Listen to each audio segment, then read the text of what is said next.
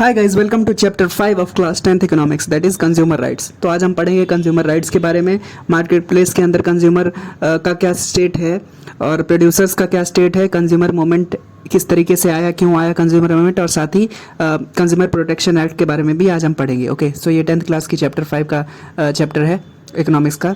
सो अभी सबसे पहला टॉपिक जानते हैं, the consumer in the market place. मतलब हमारी सोसाइटी के अंदर प्रोड्यूसर्स भी हैं, कंज्यूमर्स भी हैं। प्रोड्यूसर्स वो जो कि चीज़ें प्रोड्यूस करते हैं, कंज्यूमर्स वो उन चीज़ों को खरीद करके कंज्यूम करते हैं। ओके, फॉर एग्जांपल अगर आपके पास कोई टेक्सटाइल फैक्ट्री है तो आप प्रोड्यूसर हैं क्लोथ्स के अपने एरिया में। ओके, तो आप क्योंकि प्रोड्यूस कर रहे हैं, प्रोडक्शन कर रहे हैं टेक्सटाइल का या क्लोथ्स का, और अगर आप मान लेते हैं उसी दूसरी जगह पे आप शूज़ खरीद रहे हैं मार्केट से या कोई और सामान खरीद रहे हैं मार्केट से, मान लेते हैं पेन खरीद रहे हैं, तो आप उस चीज़ के कंज्यूमर हुए। ओके, तो अगर आप खरीद रहे हैं चीज़ें जो आपको चाहिए तो आप कंज्यूमर हुए। तो the same person can be producer end of one good and the consumer of other. मान लेते हैं आपके पास टेक्सटाइल फैक्ट्री है और आप जूते खरीद रहे हैं बाहर से, तो आप टेक्सटाइल के फैक्ट्री है तो आप क्लोथ्स के तो कंज्यूमर मतलब प्रोड्यूसर हुए, लेकिन शूज़ बाहर से खरीद रहे हैं तो उसके आप कंज्यूमर हुए। तो एक आदमी प्रोड्यूसर भी हो सकता है, कंज्यूमर भी हो सकता है। ओके, सो ये आप कंफ्यूज मत करिए एनवायरमेंट एंड इकोलॉजी के कंज्यूमर्स और प्रोड्यूसर से। ये दूसरा है, इकोनॉमिक्स का टॉपिक है।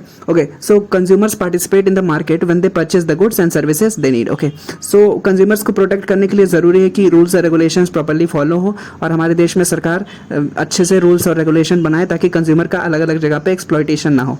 इसकी वजह से इसके लिए सरकार को अथॉरिटीज़ बनानी होंगी, लॉज बनाने होंगे, और उनको प्रॉपर्ली इंप्लीमेंट करना होगा लॉज को, और प्रॉपर्ली मॉनिटर करना होगा कि कहीं ना कहीं कंज्यूमर्स तो एक्सप्लॉइट नहीं हो रहे, कंज्यूमर्स का कहीं मतलब शोषण तो नहीं हो रहा है, ये देखना ज़रूरी है।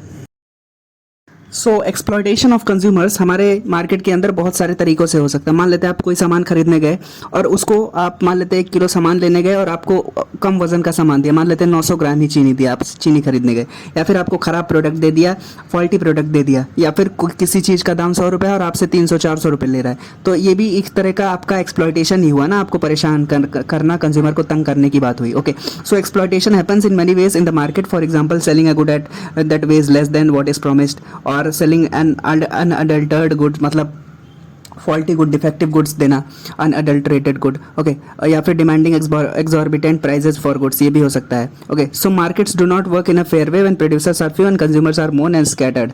मतलब ये कहने की बात है कि अगर किसी मार्केट के अंदर बहुत सारे लोग रहते हैं और चीज़ें प्रोड्यूस करने वाले 1 ही 2 लोग हैं, तो हमेशा अपनी मनमानी करेंगे वो। ओके, और कंज्यूमर्स को तंग करेंगे। इसी वजह से प्रॉपर्ली रूल्स एंड रेगुलेशन चाहिए। ओके, बिकॉज ये जो प्रोड्यूसर्स होते हैं, बड़ी बड़ी कंपनीज, बड़े बड़े चीज़ों के प्रोड्यूसर्स होते हैं, पावरफुल लोग होते हैं, रिच लोग होते हैं। Okay, so they are powerful people and powerful companies and they have huge amount of wealth.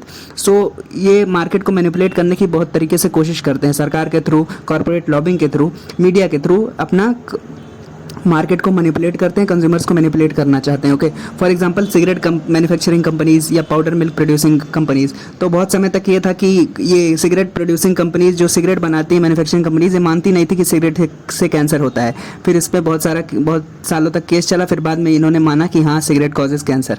इसी तरीके से मिल्क प्रोड्यूसिंग कंपनीज थी, उन पर भी केस चला था, वो कहते थे कि पाउडर वाला मिल्क अच्छा है, माँ के दूध से ज़्यादा अच्छा है, तो इस पर भी केस चला, फिर बाद में उन्होंने माना कि हाँ, हमारी गलती है। ओके, तो इस तरह से रूल्स एंड रेगुलेशन ज़रूरी है कंज्यूमर्स को प्रोटेक्ट करने के लिए।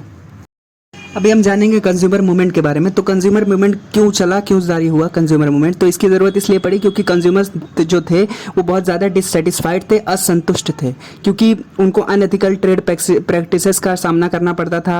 होर्डिंग होती थी, चीज़ों की ब्लैक मार्केटिंग होती थी, चीज़ों को रोक लिया जाता था मार्केट के अंदर है, फिर भी लोग ये जो बेचने वाले होते थे, सेलर्स, वो रोक लेते थे ताकि चीज़ों के दाम बढ़ जाएँ और इमरजेंसी मार्केट के अंदर क्रिएट हो जाए कि चीज़ें कम है, सप्लाई कम है, इसलिए हम दाम बढ़ा रहे हैं। तो ये सब अनएथिकल ट्रेड प्रैक्टिसेस है जिसकी वजह से कंज्यूमर मूवमेंट चालू हुआ 1960s और 70s में। Okay, so earlier it was believed that consumer is not only wise and he is और she is responsible for the faulty product. तो पहले ये माना जाता था कि अगर कोई खराब प्रोडक्ट है तो उसका जिम्मेदार केवल कंज्यूमर है, क्योंकि उसने अपना दिमाग लगा करके चीज़ को नहीं खरीदा। लेकिन 1960 और 70 के दशक में कंज्यूमर ऑर्गेनाइजेशंस ने मूवमेंट चलाया और अवेयरनेस फैलाई इन सब माल प्रैक्टिसेस के बारे में, राशन शॉप्स में, और अनअडल्टरेटेड फूड और एडिबल ऑयल के खिलाफ। तो इस वजह से ये कानून आए। Okay, next up we have consumer international.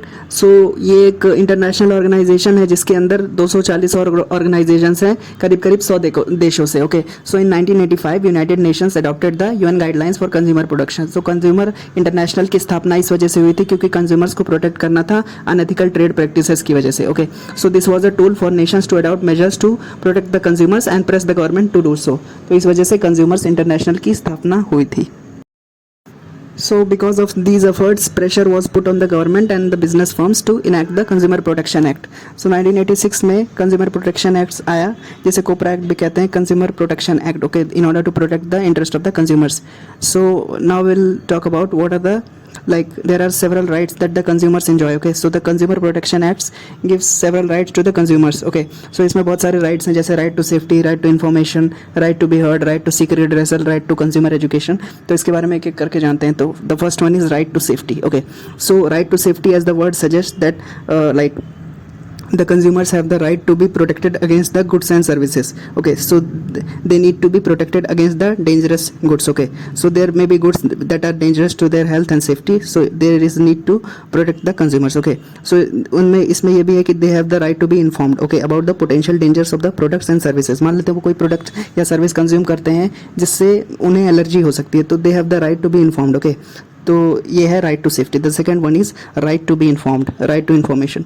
So the consumers have the right to be informed about the quality, quantity, purity and the potency of the goods and services. Because जैसे कि फर्स्ट पहले वाले में हमने देखा कि they have the right to be informed about the goods and services. Okay, so they have the right, okay, about to know about the quality, quantity, purity and potency of the goods. Okay, because they are paying for it, so they have the right to be informed. Okay, so this includes the right to have proper and accurate information about the products which are sold to them. Okay, so this is needed in order to protect their rights. So it is also a right to have proper information about the goods and services that they are consuming. So the third right is right to choose. So the consumers have the right to choose from a vast variety of products at competitive prices. तो consumers के पास में ये पूरा हक है कि पूरी freedom है कि वो अपने जो चीज़ें खरीद रहे हैं वो अपने पूरे बजट में खरीद सके, उनको किसी भी तरीके से फोर्स नहीं किया जा सकता। And they have the right to get the goods at competitive prices at good prices at what they want. Okay, so ये तीसरा राइट है, right to choose. The fourth right is right to be heard. मान लेते किसी consumer का exploitation हो गया तो they have the right to be heard and the authorities will hear them. Okay, so the consumer have the right to get his or her complaint addressed. इसी को कहते हैं right to be heard. The fifth right is right to seek redressal. मतलब किसी consumer का अगर exploitation हो गया, उसको कोई डैमेज्ड प्रोडक्ट मिला या फिर उसकी तबीयत खराब होगी प्रोडक्ट को लेने के बाद में, कंज्यूम करने के बाद में, तो they have the right to get seek redressal. मतलब they have the right to get refund और compensation for the defective goods and products that they have got. Okay, so the last right is right to consumer education.